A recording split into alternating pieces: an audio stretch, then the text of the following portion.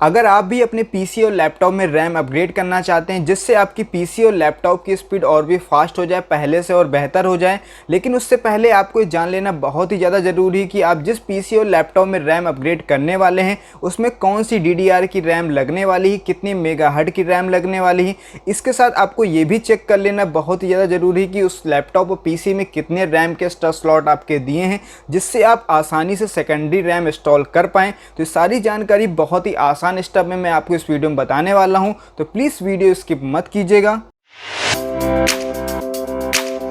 RAM upgrade करने से पहले आपको जान लेना बहुत ही ज़्यादा ज़रूरी है कि अगर आप पीसी में अपने डेस्कटॉप में रैम अपग्रेड करना चाहते हैं तो कुछ इस साइज की रैम की साइज होगी। अगर आप अपने लैपटॉप में रैम अपग्रेड करना चाहते हैं तो कुछ इस तरह का आपका रैम होगा। दोनों का आप डिफरेंट देख सकते हैं। लेफ्ट हैंड में आपको जो है डेस्कटॉप रैम दिख जाएगी और राइट हैंड में आपको लैपटॉप रैम दिख जाएगी। दोनों के साइज में आपको डिफरेंट मिल जाएगा काफ़ी। और जिस सिस्टम और लैपटॉप में आप रैम अपग्रेड करने वाले हैं उस सिस्टम और लैपटॉप की स्क्रीन पर आप आ जाइएगा, जो मैं आपको एक सॉफ्टवेयर आपको डाउनलोड करके बताने वाला हूँ कैसे चेक करना है कौन सी रैम लगने वाली है, कितनी मेगाहर्ट्ज़ की रैम लगने वाली है, कितने स्लॉट खाली हैं, कितनी स्लॉट बिजी हैं, कितनी GB की रैम प्रेजेंट टाइम में लगी हुई है। तो सारे स्टेप आपको उसी सिस्टम पे फॉलो करना है जिस पे आप रैम अपग्रेड करने वाले हैं। आप अपने सिस्टम में इंटरनेट कनेक्ट कर लीजिएगा, उसके बाद कोई भी ब्राउज़र ओपन कर लीजिएगा।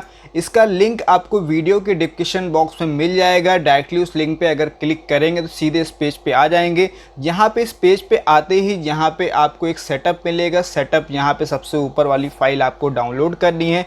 CPU-Z नाम की ये फाइल है, यहाँ पे देख सकते हैं सेटअप आपका हाईलाइट हो रहा है, इस पर क्लिक कर दीजिएगा। क्लिक करते ही अगेन जो है आपका पेज रीलोड होगा, डाउनलोड नाउ का ऑप्शन आ जाएगा। यहाँ डाउनलोड नाउ पे क्लिक कर दीजिएगा और डाउनलोड होना फाइल चालू हो जाएगी। डाउनलोड होते इसको ओपन कर लीजिएगा।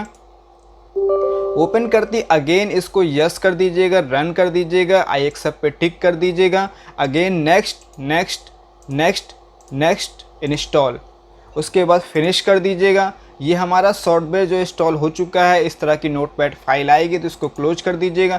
अगेन हम जो है इस विंडो को इंटरनेट की जो फाइल हमारी खुली इसको क्लोज कर देते हैं।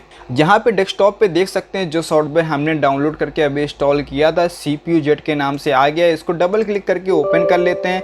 अगेन यस कर दीजिएगा। ये सॉफ्टवेयर हमारा ओपन हो चुका है। तो अब मैं आपको बताता हूँ यहाँ पे रैम अपग्रेड करने से पहले आपको क्या क्या चेक करना है। सबसे पहले आपको चेक करना है कि प्रेजेंट टाइम में आपके सिस्टम में कितनी GB की रैम लगी हुई है। उसके बाद आपको चेक करना है कि कितनी DDR की रैम लगी हुई है आपके सिस्टम में। और उसके बाद आपको फिर चेक करना है कितने मेगाहर्ट्ज़ की रैम लगने वाली है आपके सिस्टम में। तो सारी जानकारी मैं CPU-Z के माध्यम से आपको बताने वाला है, सॉफ्टवेयर के माध्यम से। तो यहाँ पे सॉफ्टवेयर ओपन होने के बाद आप आ जाइएगा सबसे पहले मेमोरी पे। मेमोरी पे आएंगे तो यहाँ पे देख सकते हैं यहाँ पे टाइप में DDR3 की रैम लगी हुई है मेरे सिस्टम में। 10 GB की रैम प्रेजेंट टाइम में लगी हुई है। और यहाँ पे इसके बाद दो जानकारी आपको मिल गई है। DDR3 की रैम लगी, 10 GB की रैम लगी हुई। उसके बाद आपको आ जाना SPD पे। SPD पे आएंगे तो यहाँ पे देख सकते हैं, यहाँ पे हमारा मेमोरी स्लॉट का सेक्शन दिया हुआ है। यहाँ पे स्लॉट 1 देख सकते हैं। स्लॉट 1 पे हमारी देख सकते हैं रैम 8 GB की, यहाँ पे मॉड्यूल साइज में आप देख सकते हैं 8 GB की रैम लगी हुई है। और यहाँ पे स्लॉट पे अगर क्लिक करेंगे तो यहाँ पे आपके सिस्टम या लैपटॉप जिसमें भी आप ये सॉफ्टवेयर चेक कर रहे होंगे यहाँ पे स्लॉट आ जाएंगे। अगर यहाँ पे सिंगल स्लॉट ही शो कर रहा है तो मतलब आपके लैपटॉप या सिस्टम में सिंगल स्लॉट ही है। अगर डबल शो कर रहा है तो डबल है, थर्ड शो कर रहा है तो थर्ड स्लॉट है, 4 शो कर रहा है तो 4 स्लॉट आपके सिस्टम या लैपटॉप में है। लैपटॉप में 4 स्लॉट नहीं होते हैं, मैक्सिमम 2 स्लॉट ही होते हैं। अधिकतर PC या डेस्कटॉप में आप जो है 4 स्लॉट देखने को पाएंगे, 2 से ज़्यादा। तो यहाँ पे हर स्लॉट पे आपको चेक करना है कितनी GB की रैम लगी हुई है। पहले स्लॉट पे मेरी 8 GB की लगी हुई है, दूसरे स्लॉट पे मेरी 2 GB की लगी। हो सकता है आपका दूसरा स्लॉट पूरा ब्लैंक हो या पहला स्लॉट ब्लैंक हो, दूसरे स्लॉट पे रैम लगी हुई है।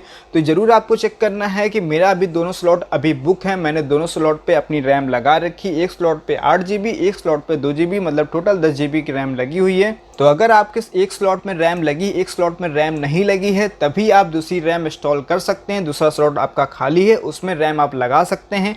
तो यहाँ पे अभी आपने चेक कर लिया स्लॉट, और इसके पहले मैंने बताया था कितनी DDR आपको चेक करनी है। DDR आपने चेक कर लिया था।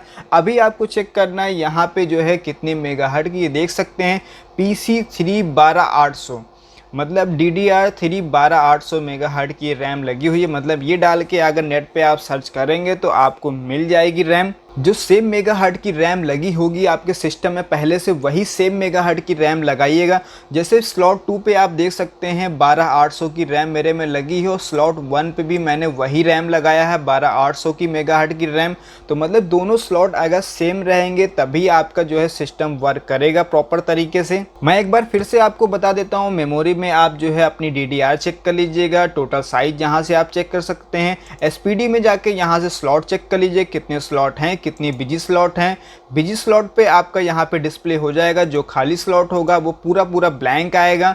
जहाँ पे इस तरह से स्लॉट आप चेक कर लीजिएगा। उसके बाद मेगाहर्ट्ज़ यहाँ पे आपका शो होगा। मैक्सिमम बैंडविड्थ में आप देख सकते हैं PC3 अभी लिखा है, हो सकता है आपका PC2 PC4 कुछ भी हो सकता है यहाँ पे। इसके बाद मेगाहर्ट्ज़ आपका हो सकता है, जैसे अभी मेरा 12800 तो हो सकता है आपका 1600 मेगाहर्ट्ज़ या 1333 मेगाहर्ट्ज़, कुछ भी हो सकता है। यहाँ पे आप चेक कर लीजिएगा। इसी तरह से आप जो है नेट पे सर्च कर सकते हैं। और मैंने इससे पहले आपको बताया था लैपटॉप और डेस्कटॉप रैम दोनों अलग अलग तरीके की होती है। तो यहाँ पे डिस्प्ले पे आपको दिख जाएगा, लेफ्ट हैंड पे आपको डेस्कटॉप रैम का आइकन दिख जाएगा और राइट हैंड पे आपको लैपटॉप रैम का आइकन दिख जाएगा। दोनों में डिफरेंट आप देख लीजिएगा। आई होप आपको समझ में आ गया होगा किस तरह से हमें अपने PC और लैपटॉप में मेमोरी साइज चेक करनी है, कितनी DDR है ये चेक करनी है, कितने स्लॉट बिजी हैं, कितने खाली है ये चेक करना है। और इसके बाद मेगाहर्ट्ज़ हमें चेक कर लेना। उसके बाद ही हमें रैम ऑर्डर करना है या रैम जो है बाई करके हमें खुद इंस्टॉल करना है, जिससे आपका टाइम और रैम का कॉस्ट दोनों वेस्ट ना जाए। और अगर फिर भी इन सारी जानकारी के बाद भी अगर आपका कोई क्वेश्चन है तो हमें कमेंट बॉक्स में कमेंट करके पूछ सकते हैं। तो उम्मीद करते हैं आपको ये वीडियो पसंद आई होगी। अगर पसंद आई हो प्लीज़ लाइक करिए, कमेंट करिए, शेयर करिए और चैनल को सब्सक्राइब करना बिल्कुल मत भूलिएगा, क्योंकि हम आपके लेके आते रहते हैं अक्सर ऐसी नई वीडियो, जिससे आप घर बैठे बहुत सी आसानी से, वो भी बिल्कुल फ्री में सारी जानकारी प्राप्त कर पाएँ। तो मिलते हैं अगली वीडियो में एक नए टॉपिक के साथ। अब तक के लिए टेक केयर, बाय बाय।